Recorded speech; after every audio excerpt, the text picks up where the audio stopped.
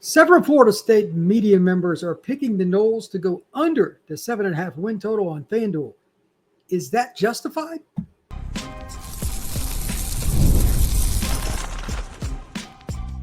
You are Locked On Seminoles, your daily podcast on the Florida State Seminoles.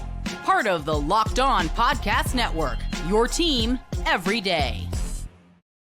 Welcome back into Locked On Seminoles. I am your host, Brian Smith, longtime college football recruiting analyst, and welcome to Game Week here on Locked On Seminoles as college football is finally officially started after the Iowa State-Kansas State game.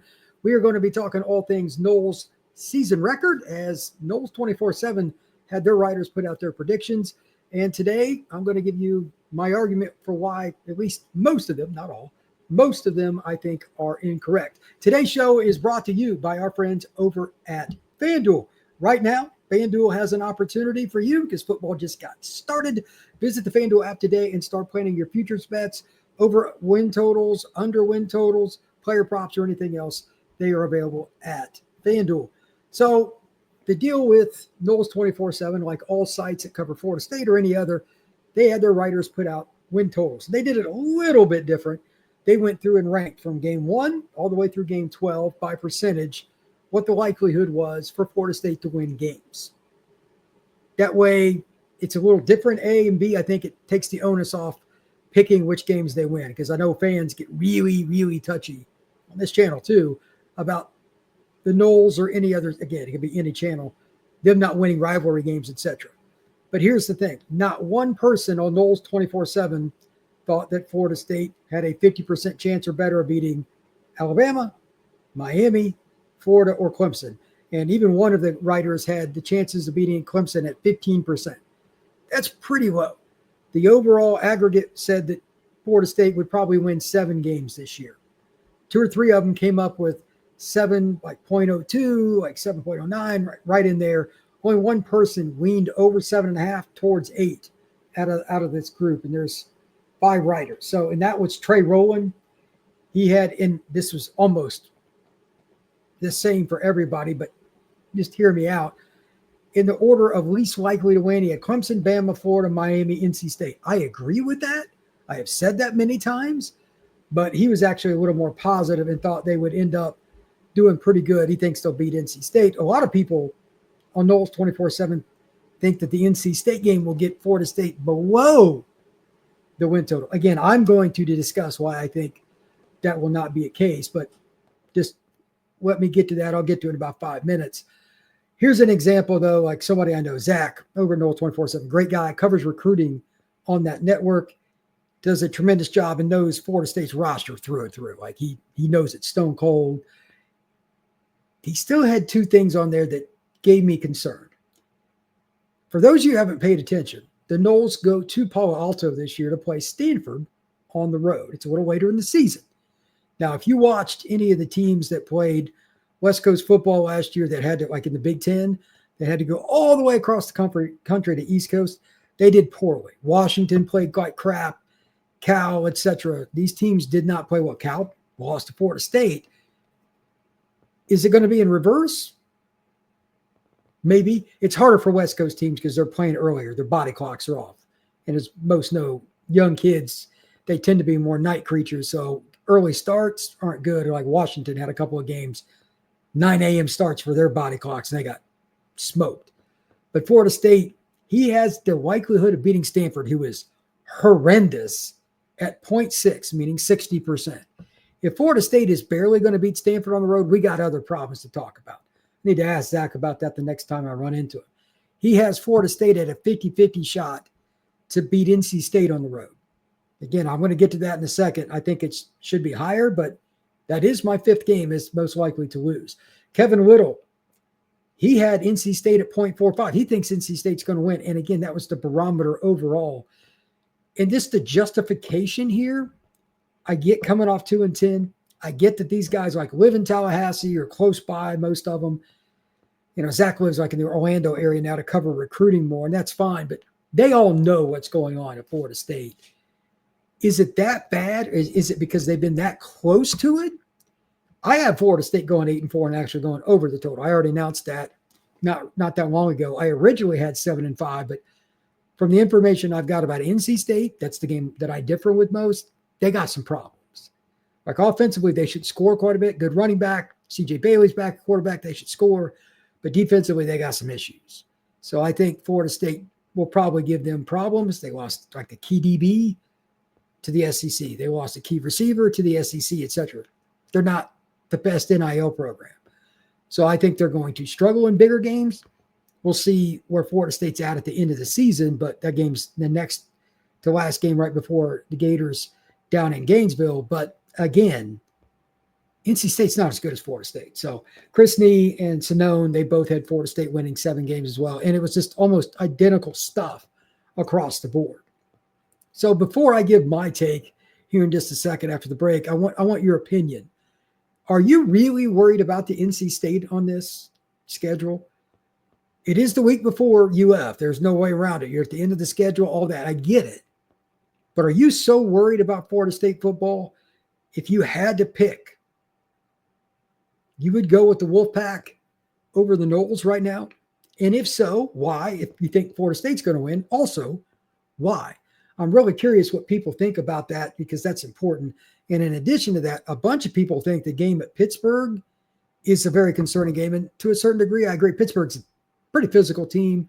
You know what you're going to get. They're going to play man. They're going to come after you. They do not care, blah, blah, blah. I'm not sure they have the personnel to do that this year, but we'll see.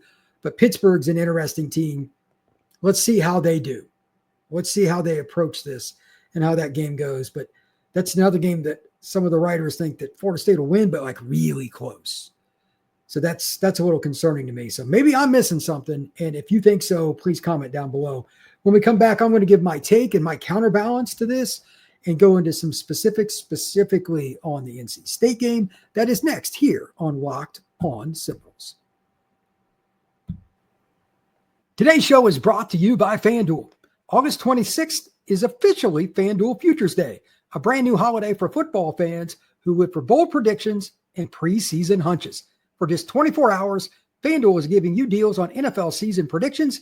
So whether you're calling for your MVP, eyeing a bold shot division winner, or ready to crown your Super Bowl champion before week 1 even kicks off, this is your moment. So take a flyer on the MVP race, maybe, or perhaps you've got somebody you really think is going to win it. For me, it's Joe Burrow. Maybe for you, it's Saquon Barkley. Whoever it is, FanDuel lets you make your decision. Visit the FanDuel app today and start planning your future bets now because FanDuel Futures Day is one day and one day only. FanDuel, play your game.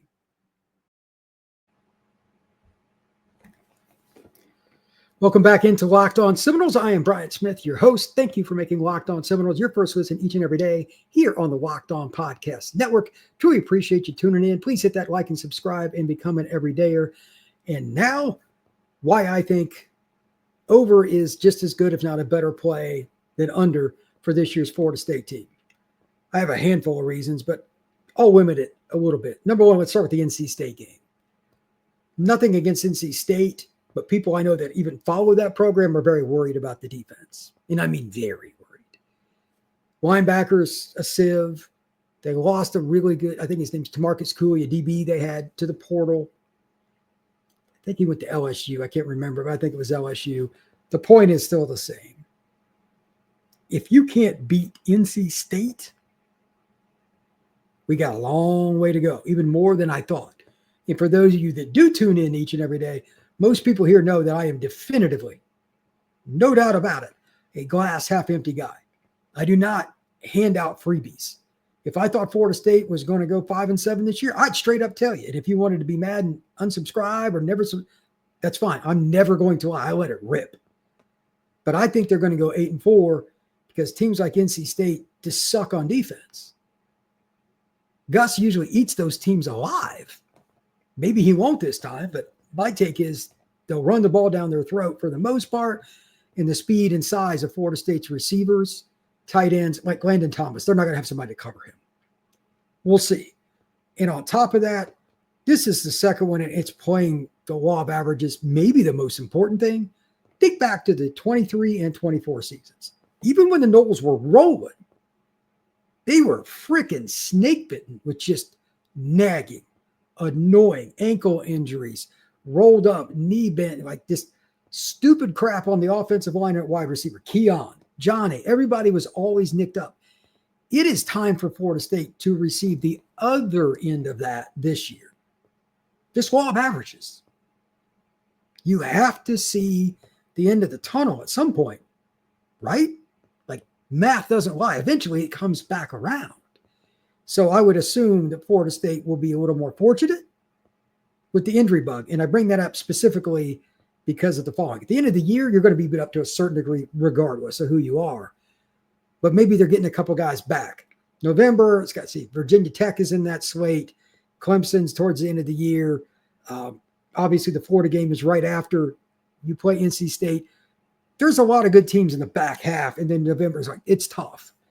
If they can get a few guys back that may have been banged up, and I'm not speculating on anybody specific, but maybe it's Wayne McCoy. Maybe Deuce had to miss a game. Whatever it is, and you get them back for November, it gives you a better chance to win games. So I digress, but I have Florida State at 8-4, and I've said for a long time that I thought they would lose one of the games they probably shouldn't. Pittsburgh, Virginia Tech, one of those games that I hate this, but it's the nature of college football. It's hard to get your team up for every game. They're probably going to lose one of those. And then they'll either win the Miami or Florida game because the opportunity to play those teams, you know you're going to get your best. And on top of it, depending on where those teams are, like if UF goes to Miami and wins and Notre Dame goes to Miami and wins, how much is Mario going to get out of them, even if it's Florida State, when that game comes around? Like they got a lot of mercenaries on their roster too. Like Florida State's went down that road too much, but maybe they're not going to get the full swing for Miami. I don't know when they come up to Tallahassee. There's all kinds of little things. And then the game against UF, if the Gators don't have Wagway, it's over. And B, if the season is over, meaning everybody knows that Napier's getting fired or he's already fired, I don't care if they play that game in the Chancellor's backyard. Really good chance the Florida players have quit and FSU can win. All these things lead to UF coming up with the L in that, and it's an opportunity for Florida State to get to 8-4. I'm not saying they couldn't go 6-6 as well, because things could go wrong for FSU, but they're not going to fire Norvell. This is a new staff. They invested in it. It's going to get better as the year goes on. There's a lot of reasons to think they're finally going to win one of those games. If I'm wrong, I will gladly say it at the end of the year. I'm not afraid to let it rip. So anyway, I've got 8-4. The majority of the guys at Noles 24/7, and they do a great job. I read their site almost every single day. Most of them look at this schedule and they're showing 7-5. That's fine. But I just wanted to give a perspective on it because I think there's a lot of different ways you can look at college football because it is a topsy-turvy and very difficult thing to project week to week. But I got the Noles 8-4, and most of the people at Noles 24/7, again, have them at 7-5. So thank you once again for making Locked On Noles your first listen each and every day here on the Locked On Podcast Network. Got a show coming up on Monday talking about Florida State, and Miami. Like the things going on with injuries, the things going on with quarterback play, what's happening at the programs. I've given a big 3 update. I got Alex Dono from Locked On Canes and Brandon Olson coming on from Locked On Gators. So that's up on Monday. So give it a listen as well. We will see you again soon.